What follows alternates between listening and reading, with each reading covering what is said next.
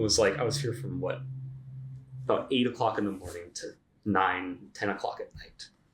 All day, just playing over and over again. And then I didn't get it. But it felt really good because I was like, wait, I did well. And I didn't expect I was going to do well. So maybe this is somewhat viable. Like maybe it can happen. Yeah. I think a lot of people have first auditions where they just don't cry and curl up on a ball on stage and they're like, I think I can do this. Yeah. You're like, I was here for 13 straight hours and I played Marriage of Figaro 5,000 times, but I might have a chance. I mean, that's amazing. I love that.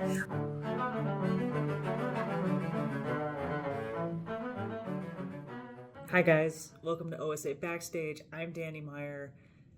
Today, I'm going to let the episode speak for itself. I'm just going to say Nick Nelson, and this episode was the serotonin boost I needed. It was a joy. You're going to love it. And you're going to want to see Nick in action performing the Nina Rota Bassoon Concerto this Sunday at the Jocelyn. Yep, it's a trip, y'all. Enjoy. Since we're already recording therapeutic conversations. I could admit on the record, as I move the mic, that that I told you that this was a thing, and you kind of looked at me like, "You're gonna make me do this thing, aren't you?" Yep. And then you said, "I'll think about it," which I took to mean, yes, Nick is going to let me do the thing. Okay. Well, you should have said. The reality is that means no. I don't want to do the thing, but I don't want to tell it to your face. I knew that, and I exploited it for my own gain. Nick, I'm so glad you're here. Yeah, and then you emailed me, and then she emailed me. Okay, and I ignored the email for like 2 weeks. You sure did. Because I was not at work when I received the email, so I didn't have to respond to it. Yeah. See, this is great. No one's ever broken the fourth wall before. Besides me. So okay. Yeah, no, you did. And every day I checked my inbox, it's like he has to say yes. He didn't tell me no to my face, and then I just get a one word. Sure. Which I showed Pat. I was like, Nick said yes, and he's like, well, he said sure. I said sure. It's not the same. It's pretty close. I mean, if you look in a thesaurus, I'm sure that it means the same thing. Although, you couldn't say when you look in this thesaurus, I'm yes, that it means the same thing. So, who knows? It could be either one. Regardless, you're here, and you're on this couch, however you choose to sit on the couch, you're here. Yeah. We're so glad you're here. Would you please introduce yourself officially? Sure. Do you want me to introduce yourself like this? Or you could keep breaking the fourth wall. Like this? Because if I'm talking to you, they are going to see the back of my head. That's all I'm saying. Let's see. Right?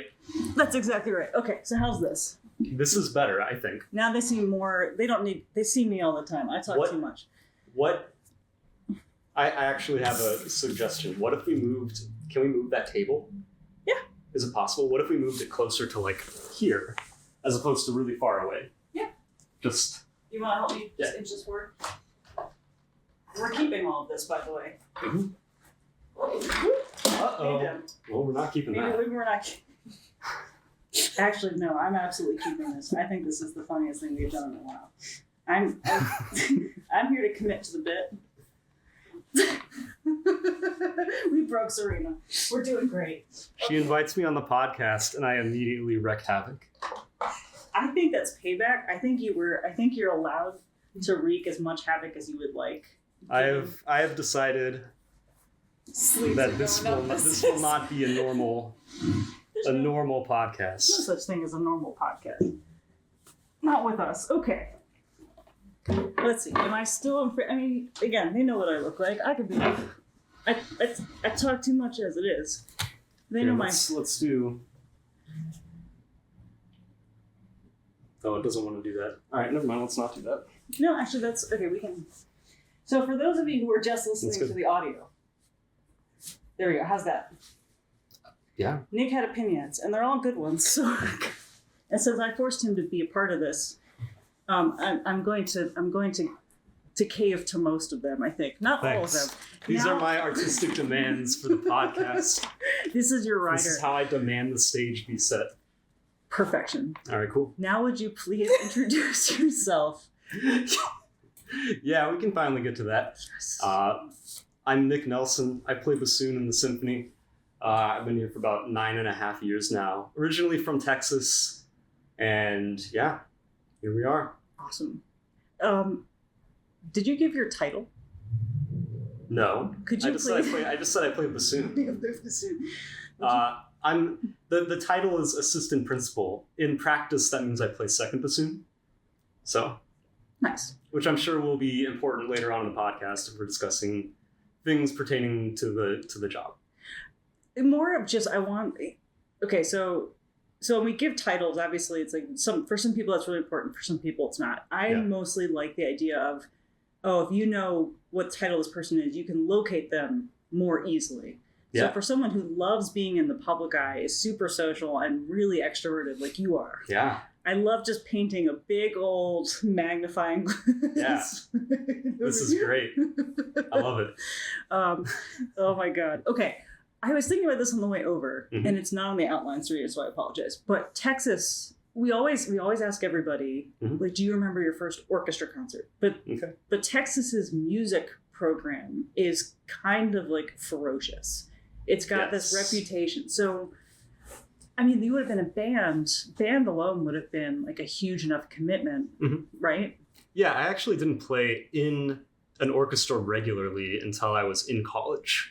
I played in it was called All Region Orchestra, which is where you have like these competitions for all state. And one of them is All Region Orchestra. That's one of the steps. So I played in that, I think 3 out of the 4 years that I was in high school. It might have been 4. I think it was 3 though. Yeah, I'm sure it was 3. So that was my first time playing in an orchestra. And it happened 3 times. I went to Interlochen in between my junior and senior year, I think, for their summer camp. So I played in an orchestra there for 5-6 weeks or something, whatever it is. And then I started actually playing in an orchestra regularly in college at UT Austin. Okay, so was that something you looked forward to doing? Were you hoping you'd get into All Region, or was that just I'm good at bassoon, therefore that's a logical next step? So we already kind of alluded to it. It's kind of ferocious, as you said. I had to audition. It was a requirement of me as a student in the band program. You have to audition for this. You're in the top band at the high school. You have to do it. Period. So I had to audition. It wasn't really a choice. Yeah. So you could have hated being in orchestra, and could have. You could. I didn't though. But you didn't. But it was fun because that was the first time playing with string players. It was cool. I got to hang out with my friends, the other bassoon players that I knew in the city for a weekend. So it was a good time. Those kinds of things usually are when you're in middle school and high school. It's this is fun. Oh yeah, but I've never been a part of a state where it's you're excelling at something, therefore we will force you to hopefully excel at the next level. Literally, yes, keep going. You don't have a choice. Yeah, it wasn't a choice. And actually, this is one of those stories that I think kind of exemplifies how ferocious it really was. Is that when I was a freshman in high school, right? They have 3 stages in Texas. It's region band, and then you go to area, which is another audition, and then they take the top 3 out of area, which is a bunch of regions put together. They'll take the top 3, and then those go to all state. And when you're in all state, you're in all state. So I got I think it was 2 positions off of making it into area, which would have been 7th chair in the region out of 40 or 50 kids, right? As a freshman, which I thought was pretty good. So I'm talking with some of my other high school friends as a 13, 14-year-old. Yeah.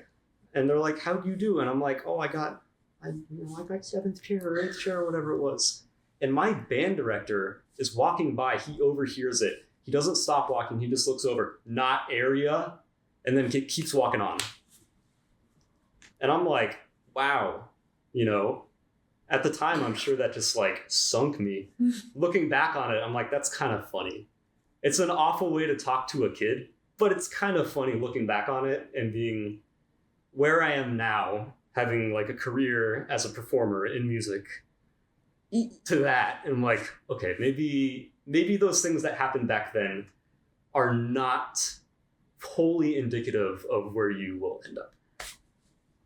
Yes, but I have so many questions. Did your teacher have a legacy of sending kids to area? Was he, if you could rewind that moment, was it like not area or was not area? Like, I want to know so badly how, if he went home that night and went, oh God, I shouldn't have said the thing I said, or if that was just how he treated. I think that was just how he treated it. Because I don't think that ever got brought up again. I have the only similar experience I have. Okay, so Texas, Delaware. Okay. Not a single other bass player, seemingly, who practiced in the state of Delaware. Yeah. Just no orchestra program. Why would they practice? So it's all state orchestra. I got to be principal bass for 6 years in a row because I got to go as a 7th grader. Because no one else practiced. Nice. I got to go to all Eastern Orchestra because no one else practiced. Like, okay. But when I decided I was going to go to college for this, I was practicing my Kusavitsky for college auditions in my high school band room. And the closest thing I have to that is my teacher walking by going, oh, that's not how Gary Carr would do it. And then like continuing on. It's like, you mean that as a 17-year-old, I'm not playing it the way Canada's finest bass player would play the Kusavitsky? Right. Yeah, it really is kind of crazy as a Texan because the band programs are so important because high school football is so important. So you have the football teams, right? Yeah. That's like the national sport of Texas is what they call it. So you have them, and then you want the band to be the halftime performance. That's important, right? So you have the marching band. My marching band was like 300 strong. It was huge, and it was really good, like really, really good. We won all state, I think, my junior year. We actually played selections from the Planets. They won all state the year before I got into high school, so when I was in 8th grade. It was really good. And they also, I think, won the concert band, like the taped concert band competition as well when I was a senior. Like, it was good.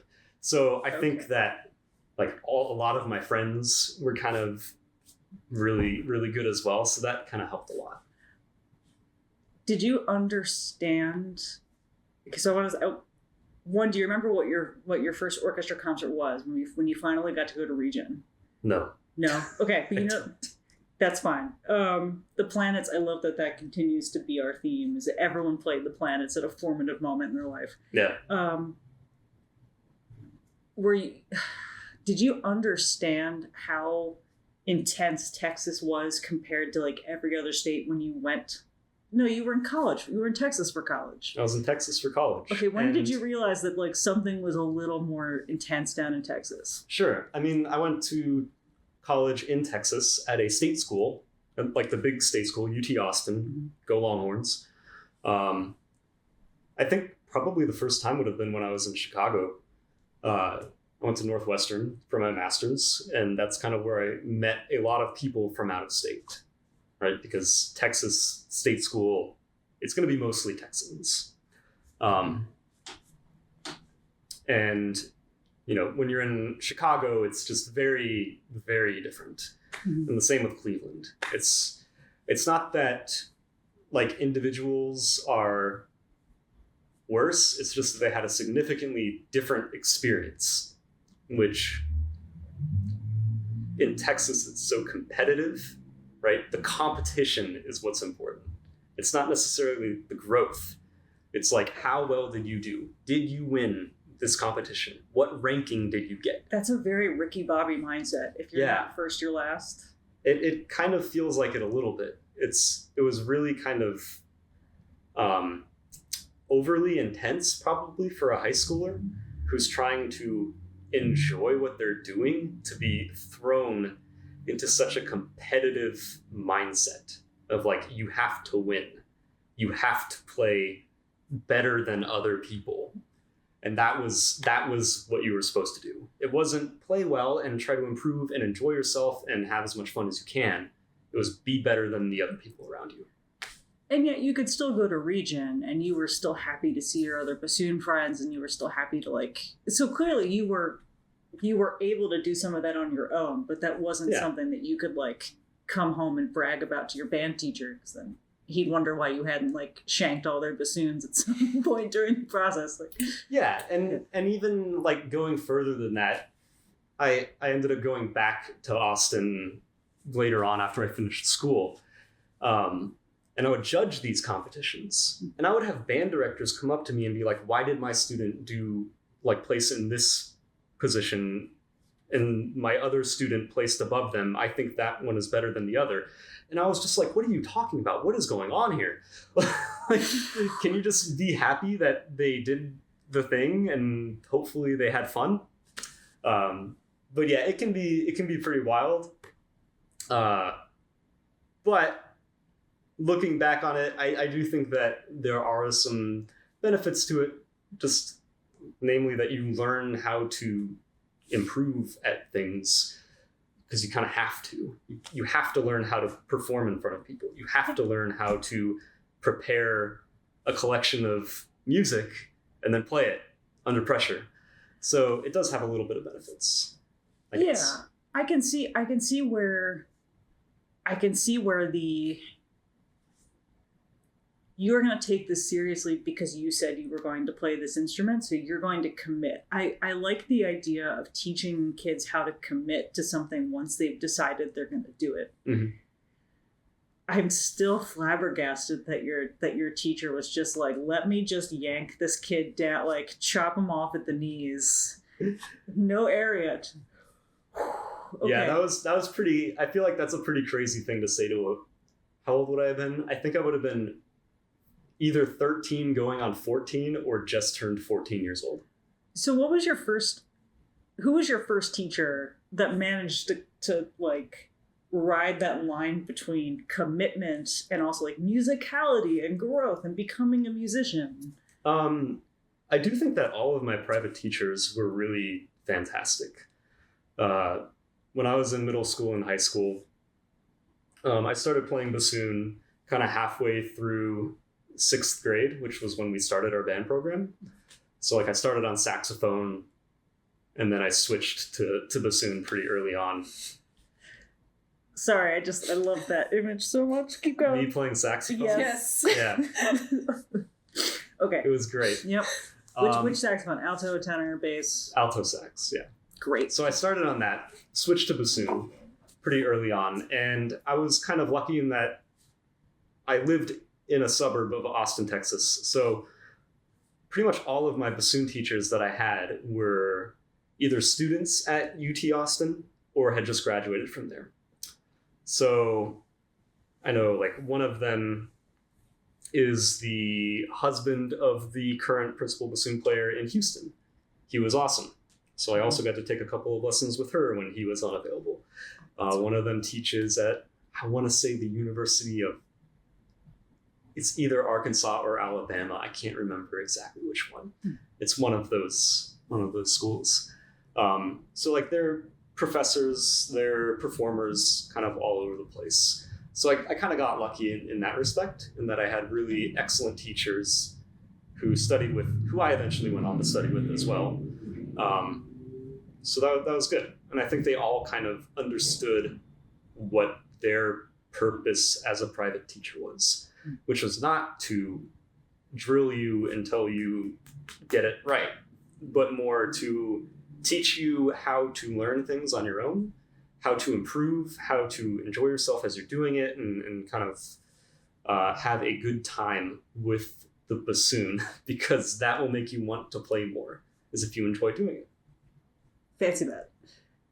When did you know you wanted to be an orchestral bassoonist? I didn't really know. I auditioned at 2 schools out of high school. I auditioned at the University of North Texas, which was where I knew that I was going to go, and I was going to be a music education major and be a middle school band director. I knew that I was going to do that.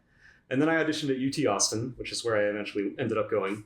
That was like, there's no way I'm ever going to get into this school. I'm not good enough. I'm just going to go and audition here because maybe... It's a dream school. Yeah, it's a dream school. It's the dream. And obviously that worked out for me, in case you hadn't picked up on that yet. Yeah, we're, as students in your middle school band class, we... Right. So I ended up doing that, obviously, and that was a good time. Still didn't really know that I was going to be a performer. I wasn't really sure what I was going to do with it. My parents tried to be like, hey, why don't you, study architecture or mechanical engineering or software development? Are you good at any of those things? No, but I was really good at math, so it kind of made sense, right? And it was the first generation musician parents not understanding like how are you going to make a career out of this? And it's completely valid, right? Because it's not just challenging and turbulent, but you just never know, like, are you actually going to make it? And what does making it even look like in reality? Like, what does that look like? Right. Who knows? So kind of forgot the question, but when did I know that I was going to be an orchestral musician? Yeah. So I think it was actually after, I don't know what's happening, but motion. We're just dancing. So it's after. All right. So let me recollect my thoughts. I think it was after I did my master's at Northwestern. This was, I think, the first orchestral audition I ever took was here in 2012, which I was a runner-up at. I remember that. Yeah. Yeah. So that was crazy because I didn't even think that I was going to do anything with this. Like, I was just like, oh yeah, I'll take it. Like, I have to drive home to Texas. This isn't necessarily on the way, but it's not so far out of the way that it doesn't make sense. So I drove out here, right? Took this audition. It was like, I was here from about 8 o'clock in the morning to 9, 10 o'clock at night. All day, just playing over and over again. And then I didn't get it, but it felt really good because I was like, wait, I did well, and I didn't expect I was going to do well. So maybe this is somewhat viable. Like, maybe it can happen. Yeah. I think a lot of people have first auditions where they just don't cry and curl up on a ball on stage, and they're like, I think I can do this. Yeah.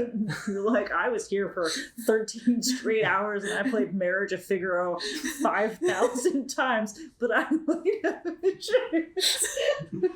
I mean, that's amazing. I love that. I love that this was like, oh, and actually I've also heard that a lot, where you're taking an audition where it's the pressure has been removed in some way, mm-hmm. not necessarily on purpose, because it's not like you wouldn't want the job, but it's just like, okay, I will do this thing because it's the logical thing to do, and it's not the dream job, but it's you take it because it's an opportunity, and then suddenly it's like you're flexing a muscle. You're like, hey, all right, I could do this, or you win the job, and suddenly it's like, all right, Nebraska wasn't on my bingo card, but like, we'll put it on there. Yeah, definitely was not on my bingo card. Yeah, so that was 2012. So you were runner up, 13 hours, and you were runner up. Yep. And then you went back to Texas. Then I went back to Texas, like, for the summer, because then I was moving to Cleveland. But I think that kind of the important thing with that is, like, if there happens to be anybody listening that is kind of getting into like a musical career, is that it's not linear, because that happened, and then like the next year I was the runner-up in Winnipeg, which is a very similar sized orchestra, at least in terms of like pay and what they do. I won a couple of regional gigs. Like I was doing really well. And then I went through like 4 to 5 years of just out in prelims, out in prelims, out in prelims, out in prelims, out in prelims. And it was just like a nosedive. So it's like, it's really important to remember that like things happen. It's not always a linear upward trajectory of, yeah, I did really well, so now it's just going to be the next one, and it's just going to be even better, and it's going to be even better. Because, life happens. You can just not play at your best. Sometimes they're listening for things that are different. It can be any number of factors. So, yeah. Yeah, absolutely. Have you ever felt that way where like it's like it's almost comedic, or like a Three Stooges thing where you're like, you feel like you're doing so well and then someone just shoves a couch in the middle of the racetrack or something like that? No couches on the racetracks. I remember a couple auditions where I took National Symphony in like 2014 and I made it into semis, and I just remember coming out of that and be like, they advanced me? Yeah. What? And I think I said that out loud. Are you sure? And the personnel manager was like, do you think there's been a mistake? Should I check? Like, absolutely. I will play this. Don't care if there was a mistake. Please let me back on stage. Right. Yeah, you're absolutely right. It's definitely not. You just want the trajectory to be overall a line going up. Yeah. You don't see like the minefields and everything in between, the places where you had to drag yourself back out. And right. I guess the question is, it seems then like it was always worth working your way back up. Like even when you had those hard times, like it was always worth trying again. Yeah, I mean, to a point, I definitely had like a personal cutoff of where if it hasn't worked out for me by this time, I'm going to go back to school, get a different degree, and just drop it. And like, that's it. And it was probably honestly going to be the audition that I took here that I have now. That was kind of probably my cutoff. Okay. I don't think I admitted it to myself, but I think that it really truly was, because it was just really stressful. Like not knowing what's going to happen. It can like really be exhausting.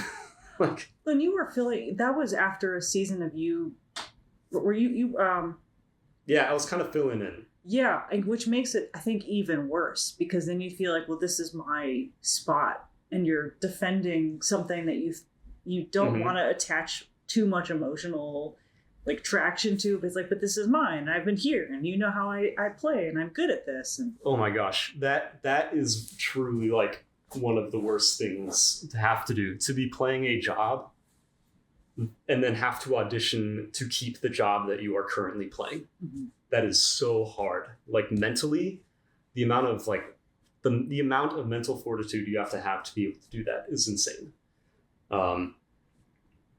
And we've had a lot of people in this orchestra that have done it. We've had a lot of people that have unfortunately not done it. And it's just, it can be really crazy because you kind of get in your own head with it. You're going to work and you're seeing the people. You know who's going to be listening behind the screen. And it's like, you just kind of have this weird sort of, it just like the vibe is off, you know? The vibes are off. Everything's just a little odd. People are nice to you, but maybe it's not as warm as it was 2 or 3 months ago. Everyone's trying to be unbiased and fair, and it does turn into this like facsimile of like, you gotta treat you just like everybody else. Yeah. And you can't help but read into that. Like, just, no, I don't envy anybody who has to go through that. Because the audition is not really,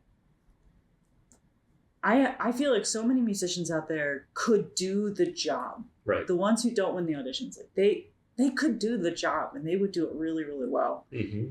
And the audition is just like, the worst pressure cooker test to single that one person out, but so many of us could, if we sat in the chair, show up for work. It's just showing up for work. Yep. And the audition is just the most horrible, awful way, but yet the most fair way to figure out who gets to do that job. And it's such a weird thing to have such a high pressure, high stakes thing determine the most mundane of like 9 to 5s. Yeah. I kind of think of it, it's like a snapshot. Sometimes it's really windy and your hair's a mess, but they take the picture anyway, and you just kind of got to roll with it. And sometimes it's great, and you feel awesome, and everything's in place. And okay, yeah, today's my day. So that happens. I'm so glad Omaha, that day was your day. Yeah. Yeah. Because you've been... Me too. You got to face the camera directly and break I did. I looked over like this. They saw, don't worry. They understand. In all seriousness, though, I love our bassoon section. Mm-hmm. You and Jim and Karen, we have a rotating number of regular subs, like who were you sound so good, and you're such good matches for each other. But I know that that also takes skill to blend together like that. And we have had so many things with unison bassoon line, like every time we played Berlioz or anything like that, where you have this like mind melded sound. How long does it take? Are you used to just doing that from go because of the band program? Is that what's required in band, is like a section mindset? I suppose so. I think that makes sense. I also think that it's just part of maybe it's just part of my personality, in that I enjoy my main thing is that I want to have a good product on stage. So as a second player, I know my title says assistant principal. Like I said, I'm a second bassoon player in practice most of the time. Well, when you get your music, it doesn't say assistant principal bassoon on it. It says second bassoon. It says second. That's why, But so most of the time I'm thinking my job is not to be the creative force in the section. My job is to make sure that everybody else sounds good. I think I have sort of a unique position in the orchestra. One, because I'm the only one that plays my part. And two, because I'm sort of the foundation of the woodwind section. Mm. That's kind of how I think about it, is that I'm the foundation that the house sits on top of. So I need to have a couple of things, which is I have to play in tune. I have to play with good dynamics. So if it needs to be soft, it needs to be soft. If it needs to be loud, it needs to be loud, right? It needs to be like a good balance so that all of the other voices can fit on top of it. And I am not the one who has the melodic line almost all of the time. So I have to listen and I have to do what I hear. So an example of that would be in the Brahms Violin Concerto, the beginning of the second movement. It's a huge second bassoon excerpt. It's like the quintessential second bassoon. You're going to see it on every single audition list you ever take. Every bassoon player is like, yeah, that's the second bassoon excerpt. But you're not the melody, it's the oboe. So the oboe is the important part, the first oboe. They have the melody, but you're the second most important line as the bass line in that woodwind chorale. And everything else just kind of fits inside. So you need to do what they do. You can have your own opinion coming into it. You can say, this is what I want, this is how I think it should go. But they're actually what you need to listen to. That's my phone. That makes so much sense. That's such a cool way of looking at it. It's like it's how I felt when we played Heldenleben for the first time back in 2014, because you spend your entire life practicing these Strauss excerpts, and you're like, okay, this is how they go. Right. And then you join the orchestra and like, never mind. That's not how they go. That's not how they go today. That's not how they're going today. But there's got to be joy in that, right? There's got to be at least okay, what's Sandy going to do, or whoever's playing principal oboe? Like, what's Jim going to decide? Do do you ever talk about that before rehearsal, or is that part of the skill set you just walk in and you can be flexible regardless of what your colleagues do in the moment? Yeah, I mean, I try not to ask unless it's something really specific. Let's see. I can't really think of anything super specific about it, but maybe like a breathing spot. An example of that would be another big second bassoon excerpt is in the Sibelius Second Symphony, second movement, where we're playing in octaves, right? Mm-hmm. You know, as a bass player, you're playing boom, boom, boom, boom. It's a great excerpt. All the pizzes. Yep. And then we have sort of a melodic line on top of it that kind of goes up and down the instrument, but we're in octaves. So it's kind of like this, going up and down, right? And what I want to know is like, how does he release at the end of a slur? Like those kinds of things. But I don't want to ask, I just want to play it. I'll hear, I'll listen, and then whatever I hear, that's what I'll copy later on down the line. And you kind of need to be a little intuitive about it. Like, since we've been playing together for a long time, I kind of know what to expect with a lot of those kinds of things. And I think that a lot of good musicians will be able to listen and pick up on that kind of even before it happens. You'll be able to anticipate what to expect. And I think that's probably the bigger skill set that you want to have. You want to be able to anticipate those kinds of small musical ideas that you'll get inside of phrases. And that kind of helps a lot. How do you then switch your mindset to the last time you performed as a soloist was with Jim on that Johnson double bassoon concerto, which was a treat. And this Rhoda is a treat, but it's just you. So how do you switch your mind? Is there any mindset switching, or is it just another day at work? I mean, yeah, it's just kind of another day at work, in my opinion. Of course, there's a little bit of mindset switching because I get to do whatever I want to do, which is nice because that's unusual. That doesn't happen all too often on stage, but it does happen now. So yeah, I'm going to come in with my ideas and I'm going to show them, and hopefully other people will pick up on them and follow them. And, you know, I will say with something new like this, that I'm going to make an incredible assumption that nobody else has played this before in the orchestra, and most of the audience has not heard it. I think that's a pretty fair assumption. Yeah. I will check our spreadsheet when I get back to the office. Yeah. I think that's really safe. I think that's an incredibly safe assumption. So yeah, like when it's new stuff like that, then you don't have that sort of anticipatory, this is how it normally goes. These are the types of things that we can do in it. It's going to be all new. So I don't expect it to be super smooth sailing with that kind of thing, but not at first, but then it's like you're building it together. You're building the plane together as you fly it. Yeah, that sounds really fun. I hear that that's stress-free. Yep. Building the plane as you fly.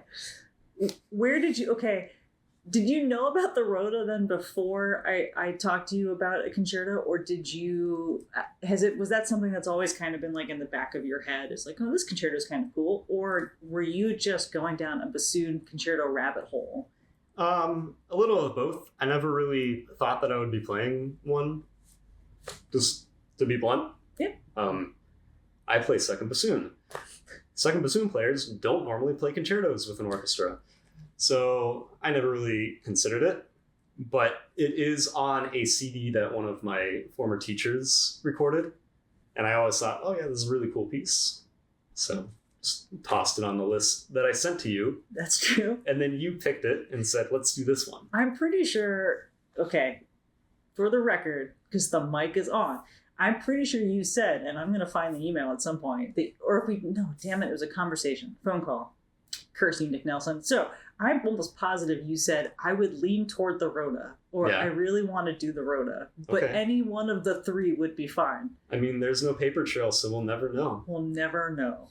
I think what sealed the deal was you said Rhoda, and then I looked up the instrumentation, and it's just like, oh, this is perfect for a Jocelyn-sized, because how many things, they're really cool pieces of music, but they require the kitchen sink to perform. Yeah. And Rhoda was one of those. I love Rhoda for a number of reasons, but he also wrote a trombone concerto and a bass concerto. So of course I love Rhoda, and he had a sense of humor, and nerd fact. So he used to teach underneath the bass studio. And so his bass concerto is just a bunch of inside jokes about like listening to students practice scales and missing, or like right, exactly. It's just one big dunk on bass players that just happens to be called Divertimento Concertante. So you actually get a bassoon concerto. I get like funny piece about bass players. Yeah. Is there a sense of humor in this concerto? Because I feel like he couldn't leave that alone. Of course. There's a variation called a gallop, which every bassoon concerto should have one, right? Yeah, a gallop, and it's very Italian. Yeah, I mean, there's like little things in there. I feel like it makes a really good use of the instrument, which is great. I definitely feel like it's very whimsical. It's very much like I feel like it tells a story. It always kind of reminds me of like a kid's story, like a bedtime story that you would read, and then the kid would just like stay up for like an hour or two trying to, like, they have like all these things going through their head. They're like, wow, that's so cool, blah, blah, blah. And then they fall asleep like that. So that's kind of how I think of it, is it's very creative, very whimsical. Yeah. That's really sweet. Even, sorry to cut you off, even my dad, who is so, like, he will tell you he's tone deaf. Honestly, yeah, he probably is. The first thing, like, after the first 15 seconds, he was like, wow, this sounds like Peter Pan. No prompting. It was just like, yeah, it sounds like Peter Pan. That's really sweet. The third movement sounds like the Beauty and the Beast theme, and it was written before the movie. And we know that no film composer has ever stolen anything ever. Yeah. Not once. Not once. Peter Pan. Huh. Well, your favorite piece of music, isn't it like Brett Dean's Alice in Wonderland? Dean's Taylor. Through the Looking Glass. I was like 30%. Close. You got Taylor and you got the correct story. Correct story. Ish. Do you gravitate towards whimsical? Do you think of bassoon as a whimsical instrument? Because I think of bassoon as a whimsical instrument. Definitely can be. Yeah, for sure. I wouldn't necessarily say I gravitate towards that, though. No? Yeah. And I don't know if that's necessarily my favorite piece. I like it a lot. I think it's great, and I think that it should be performed. Yep. So what is your favorite piece? If I had to pick one, I would probably say the Mozart C minor piano concerto number 24. Oh, that's cool. Okay. That's probably my favorite piece right now, subject to change. At the time of recording. That it's good to be on the record about that. Yeah. 3:45 on a Monday afternoon. Okay, so you don't necessarily gravitate towards whimsical, but in the Rhoda you appreciate it. Yeah, I mean, I think it's great. It's wonderful. Bassoon tends to get the widest variety of types of orchestra solos. It's like bassoon and trombone. You go to both of those for like, this is either funny or disturbing, and I want... Or angelic. Oh, I'm going to need an example of angelic. For trombone? Or for bassoon. For bassoon? On the spot. I don't know. Rite of Spring, it's not angelic, but it is like the opening of... It's ethereal. It's eerie, which I like. Okay, we're going still back to creepy. But, okay, fine. Because it's like spine-tingling, like goosebumpy. Yeah, there's something about that instrument. Why... Do you ever wonder about that? Because like any of the big bassoon solos, every time I hear it, it's like, oh yes, that's the exact right instrument for this moment. Yeah. I don't know. I think you can get a huge variety of colors with the instrument, which I think is really pretty fun. You can have a very wide variety of articulations, of sound concepts. I think a really fun example of the differences that you can get in the instrument is the young person's guide to the orchestra is the duet for the bassoons, because you get one bassoon player playing this really high, very melodic, lyrical line, and then you get the other bassoon player playing this really like pointed, almost aggressive, like, I'm interrupting you, you need to pay attention to me, right?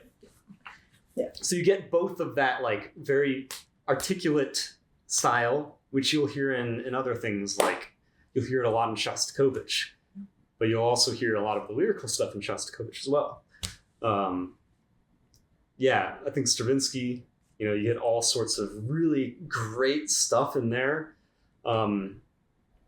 both from like the obvious super famous solos like the Rite of Spring, like the Firebird, but then you'll also have things like the octet, Dumbarton Oaks, which has some really cool bassoon things in it as well.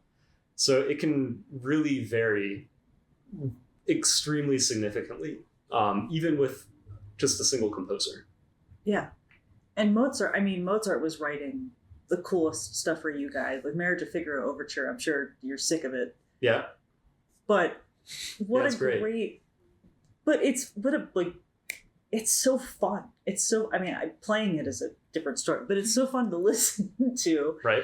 And so you're right. Like all these composers have just, the moment they had bassoon in their arsenal, Beethoven 5 got to incorporate contrabassoon, and he was like, all right, let's go. Kitchen sink time. We're going to do piccolo, contrabassoon, and trombone. We're going to add all three of them at the same time. I think you're right. That color is so unique, but it just makes that wind section perfectly complete. Right. It's a delight to listen to. It's probably my favorite thing to listen to on stage. Yeah, and I think another reason why we kind of feel that way is because it is sort of similar to a human voice. Mm. It's in the same similar register. It occasionally, you can make it sound with a similar timbre as well. So it is especially with these lyrical things like the Berceuse and the Firebird, it does kind of feel like you are singing through the instrument quite often, which is really kind of cool, because you don't want to hear me sing, but with a bassoon. But hopefully I can play a mean Berceuse. So, you know, which one do you want to hear? Mm-hmm. Mm-hmm. Probably the bassoon playing. I think that's true for I hope. That's what I want to do. We asked the library to come in. We just hand you a Stravinsky part. Actually, we'd like to see you do it now. Sing it. Sing this. Okay, so bassoons and oboes have the obligation to create their own reeds. Yep. How much do your reeds affect? This is the stupidest question I hope I ask today, but how much do your different reeds affect the color that you get out of your instrument? And do you have a set collection of them that are dependable that you keep working on? How does that work for you? That was a lot of questions. So how much do they affect the color of... Yes. Let's go with that one. I think most of it has to do with the bassoon and the player. I think the reed is just like, at least the way that I think of the reed is that it's just the extension of the instrument. It's that last little part of it that kind of creates the system that makes the sound. Okay. But I think the bassoon does most of the heavy lifting with what you're going to sound like. It's the instrument, it's you, and then this is just like, the reed is just the piece in between. So do you worry, or do you have, worry is too big of a word, do you have a set collection of reeds that you cycle through? Yeah.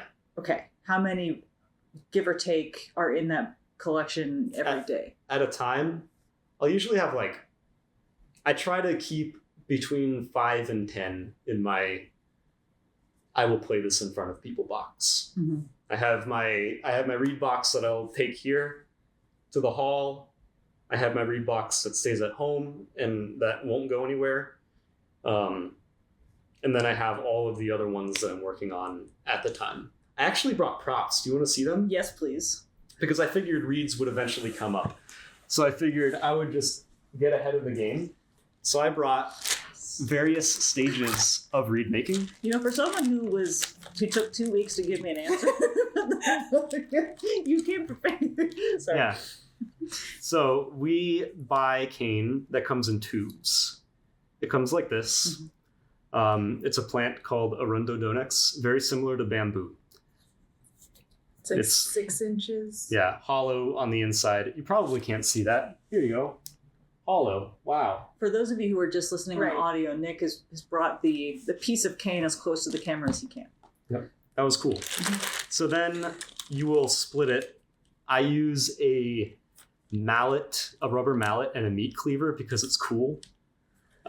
Literally no other reason. I just think that it's really cool. Great. It's fun to do. It's very, it feels good to split cane like that because you'll split it into this kind of piece. So it's just about 1/3 or 1/4 of that tube. I was going to say, so you're splitting the circumference of the cane tube. Okay. And then you'll gouge it, which is taking off a lot of the stuff on the inside. So the top part right here. So it becomes much thinner. Yeah. So not the bark side, but the inside of it. Mm-hmm.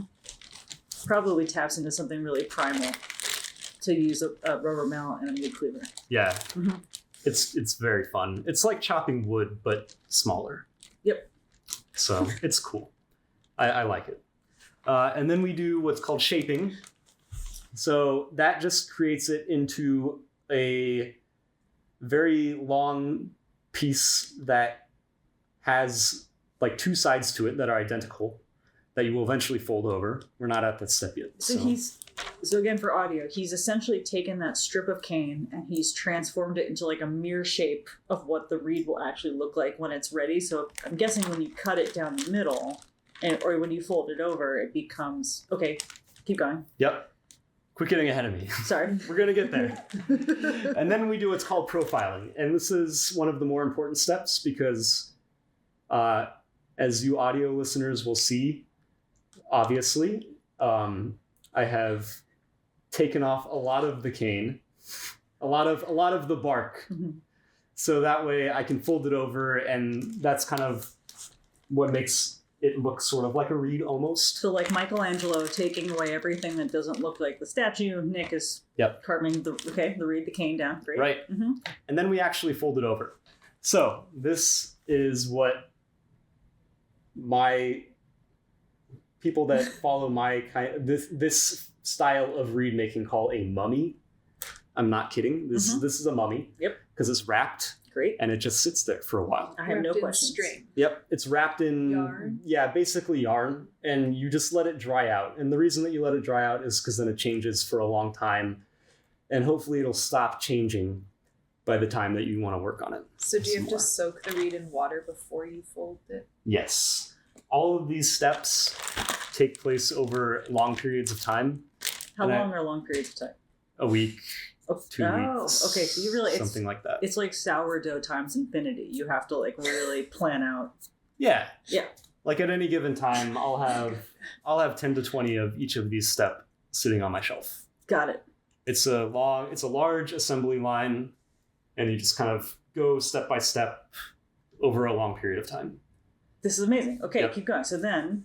And then this is the last step. You just take this mummy, which again, I'm showing to the camera for the audio listeners. It's wrapped in blue yarn, which is kind of adorable and will not at all be how it looks like when Nick plays it. So then you take it apart, you do some surgery to it, and then it becomes this, which is called a blank.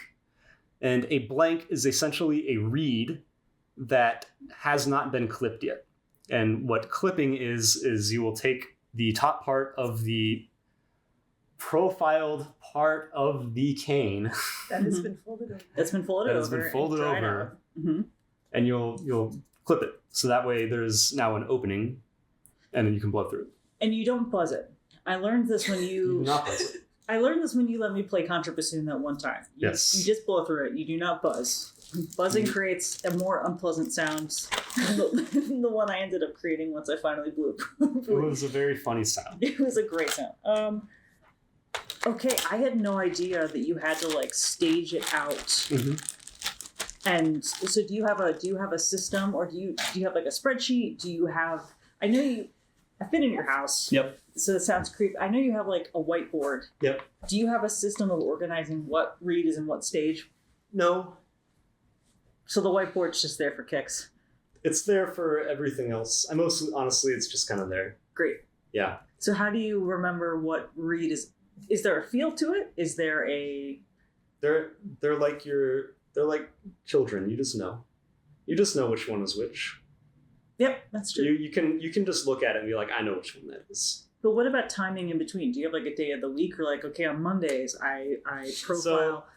So I need an organization system. This is where me and a lot of other bassoon players are going to vehemently disagree, and I am not saying that they are wrong.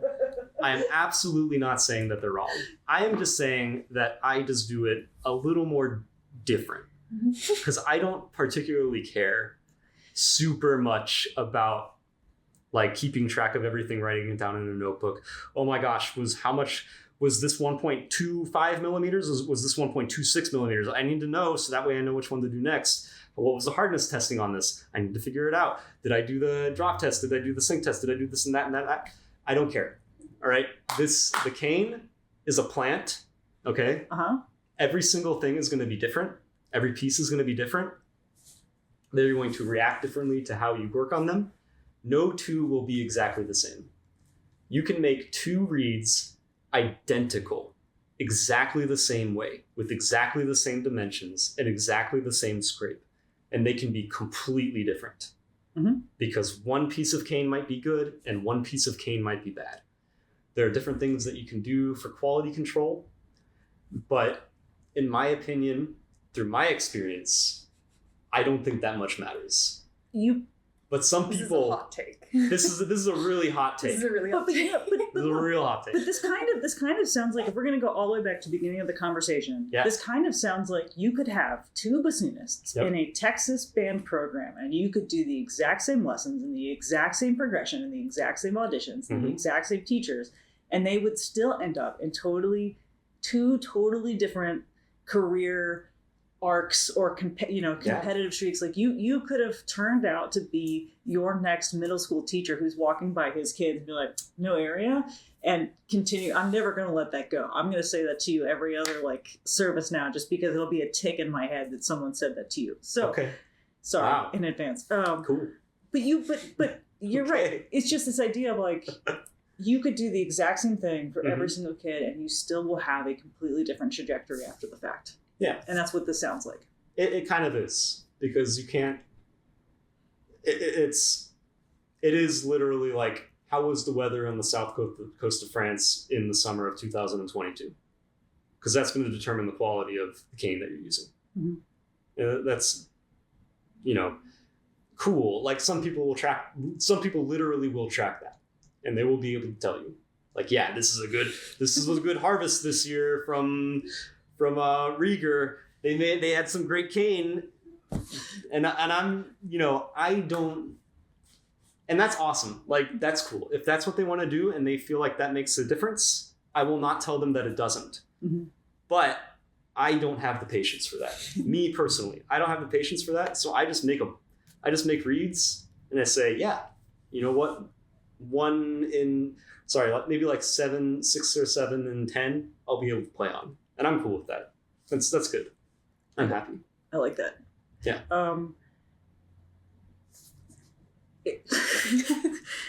I don't know how to segue into our final questions. I'm just going to do it. Yeah, just jump in. So you went from saxophone to bassoon. Did you play any other instruments at any other point? No. Okay, if you had 30 minutes, because for saying short of this podcast and for coming with props and everything, I don't want to go over your time. So if you had 30 minutes where you could not get into trouble, no consequences, you could try any instrument or position on stage, what would you pick? Trumpet. Really? Okay, why? I mean, there's only like 3 buttons. You only use one of your thumbs. It seems pretty easy. No, that's not the real answer. I lived with a trumpet player for a couple of years. Hung out with a lot of trumpet players throughout school. Seemed like fun. That's pretty much it. I just think it would be a good time. I feel like that's your entire mindset, and I really like that. Like, yeah, to just be really loud, right? Always heard playing the melody really high. Mm-hmm. Right. Always, the complete opposite. Just the complete opposite of what I do. Polar opposite. Nick, I like that. Yeah. They've got their like technical things that they have to do that are really, really hard. But for the most part, obviously, like if there are any trumpet players listening to this, obviously that's not actually what I think. This is obviously not what I think. This is a joke. I think if you were a trumpet player, I think you would that have would be so fun. I think if you were a trumpet player, you would have 2 mouthpieces. Mm-hmm. Yes, exactly. Instead of 2 cabinets full of mouthpieces, you would just be like, I don't care. You'd have a B flat and a C. Yeah. You would not play piccolo. You would have 2 mouthpieces. Yep. And you would just be set.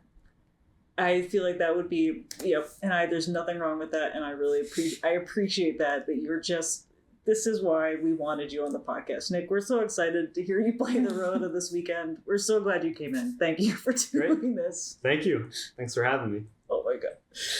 Oh, that was so much fun. I knew it was going to be too, and that was a joy.